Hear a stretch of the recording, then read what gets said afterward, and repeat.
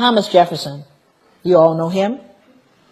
Yes, he's one of my favorite people, actually. I close out my book with a soliloquy from Thomas Jefferson. I actually end my book with it. Because Thomas Jefferson made a statement. Here's a man highly regarded in the United States. I mean, there are more statues of him than probably anybody. And he made a statement towards the end of his life. He says, "Indeed, I tremble for my country when I consider that God is just and that his justice cannot sleep forever." You see, it haunted him to his grave. Because Thomas Jefferson knew. He knew what would happen. Matter of fact, he predicted exactly what we're dealing with today. What happened between people of African descent and those of European descent. Predicted it. He was a bright man. How do you reconcile behaving in such a barbaric way? Well, let's see what he said. He said blacks smelled bad and were physically unattractive. Well, this was inconsistent with his behavior. Because, you know, he fathered slaves. Sally Hemings. So it didn't smell that bad, huh? Now, here's a more important one. He said we required less sleep. Now, that one's more interesting to me. Why would he need to? What dissonance was he feeling that he would need to believe that blacks required less sleep? Why? What did he do? You know, he owned slaves. So what do you think? How hard do you think he worked them? What was a work day for a slave? Sunrise to sunset. But do you have any empirical evidence, Joy? Can you prove that? Because you know, if you can't write, count it and measure it, it didn't happen in European culture. Is that correct? Got to count it and measure it. How many of you have measurable objectives? Measurable outcomes. You better measure it. I don't care if you tell them. Can you tell your boss really, truly, at the end of the year, we're doing better now? I've been to work every single day I've watched, and I can guarantee you we're doing better. Is that going to fly? That would be no. That means you have to count it and measure it. And if you didn't count and measure, it didn't happen. So when you start looking at the notion of requiring less sleep, that's an interesting thing, because I have to believe if I work you that hard. And boy, I got humbled when I found out how hard folks worked in the sugar plantations. Ooh-wee, I got humbled by how hard folks in the Caribbean were worked. But what I decided to do is I looked at the Library of Congress. Most of my work over the 9 years that it took to write the book, 6 years of that was research. The other part of it had to do with doing interviews of elders and reading slave narratives, and there are thousands of them. This is just one taken from the Library of Congress. Sarah Gudger from North Carolina wrote, "Never known nothing but work, never knew rest, felt like my back was going to break. This the gospel truth." Then I looked at what happened in the sugar plantations. And this was amazing. One final set of grim numbers underlines the way slaves on sugar plantations like Covington, was a plantation in Barbados, were systematically worked to an early death. When slavery ended in the United States, slaves imported over the centuries had grown to a population of nearly 4 million. When it ended in the British West Indies, total slave imports of well over 2 million left a surviving slave population of only about 670,000. More than twice as many slaves were shipped to the island of Jamaica alone than all 13 North American colonies combined. The Caribbean was a slaughterhouse. In fact, the reason why there was more importation of slaves to these plantations is because they died so frequently. They were treated so badly, ate so poorly, that females never reached their menstrual cycles. They never actually started their menstrual cycles, so they couldn't reproduce, you see. And so many of them died, they had to import more.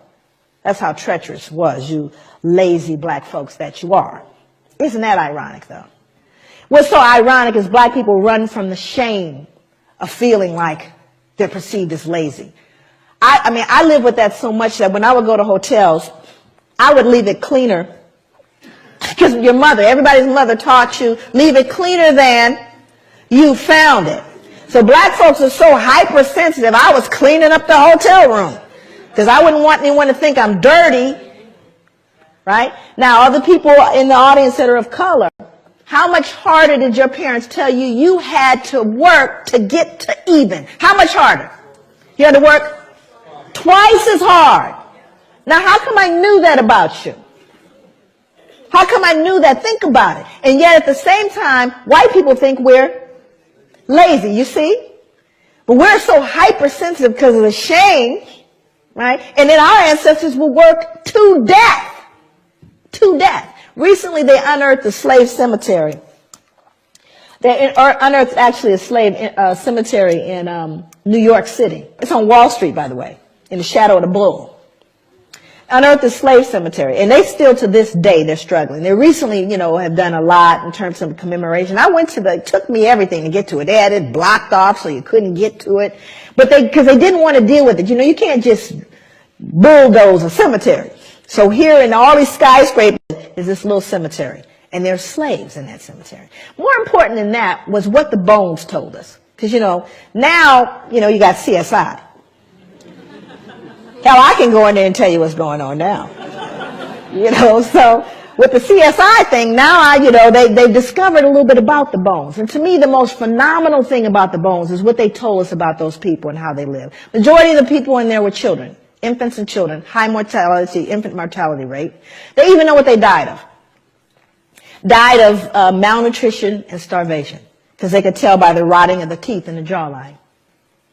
So even though they most likely grew food, they weren't allowed to eat it. And then they found something even more peculiar that speaks to this idea of why he believed we required less sleep.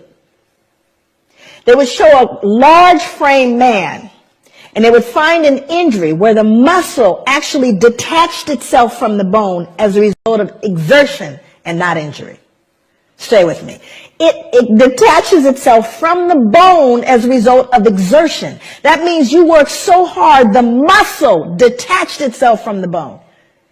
You don't see those kind of injuries in contemporary society because no one's going to work that hard. Unless, of course, you have a gun trained on you from sunrise to sunset. So we do have empirical evidence of how hard folks work.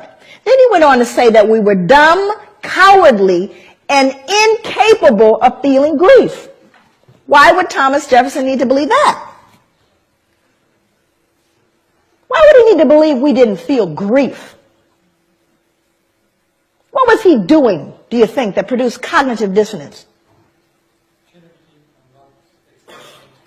You were killing people. Not only were you killing people, beating them, you were selling them, yes? Selling mothers away from their children and husbands away from wives. And surely they don't feel it. Because if they felt it, that would make them human like me. So I simply say, and you see, it's not even so much that he said it, but he was an important person. If Joe, nobody said it, but he said it. So what do you think the rest of the folks, uneducated laborers, believed?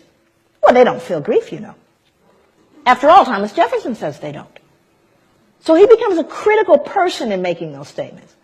But you see, it was all to relieve and to settle the conscience that he died with. But these become very important as you see how these things move forward. For as long as I can remember, there's been arguments and evidence about this. That slavery is like a curse passing through the DNA of black people. And for the longest time, people been gaslighting, talking about it's nothing but an excuse. Trauma of slavery and epigenics. Epigenics is a study of biological mechanisms that can cause genes to switch on and off.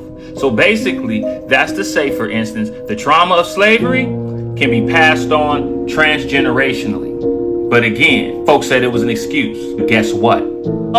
Study of Holocaust survivors finds trauma passed on to children's genes. Check this out. How trauma suffered by Holocaust survivors has affected the next generation. Genetic changes stemming from the trauma suffered by the Holocaust survivors are capable of being passed to their children. It's cool when they do it.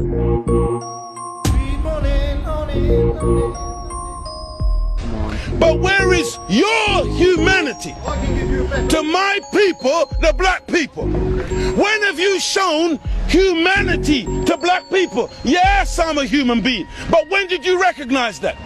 Was it after they wrote in the American Constitution that I am only 3/5 of a human being? Was it while I was a slave? Was it while you were exploiting my people in Africa?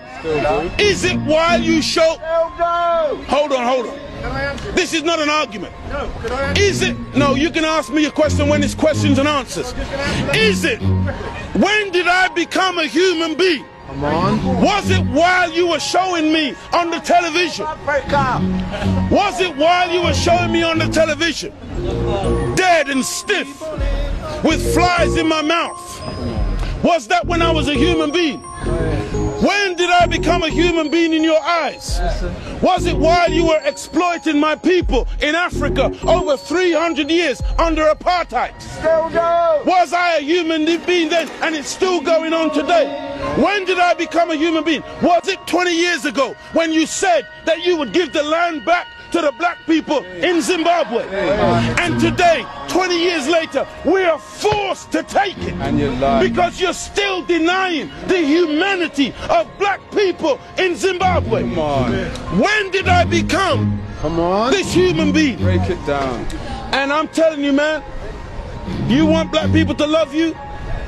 We will never love you until you show, till you prove that you are indeed a human being. So let's go down to a man by the name of Benjamin Rush, known as the father of American psychiatry. Benjamin Rush said black people have a mental disease called negritude. It causes their skin to be dark. It is a form of leprosy.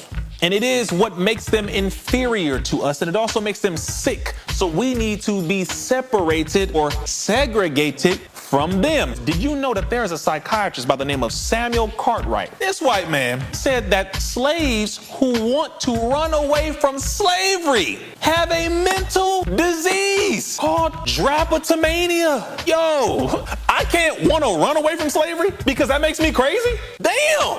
What was his solution? They called it, quote, whipping the devil out of them. Reason, wait a minute. Why you want to run away? You got a devil in you. Whip the devil out of him. This is a foundation in the history of psychiatry and really the field of mental health. This you? This science? This is you. Bill Gates said what he said.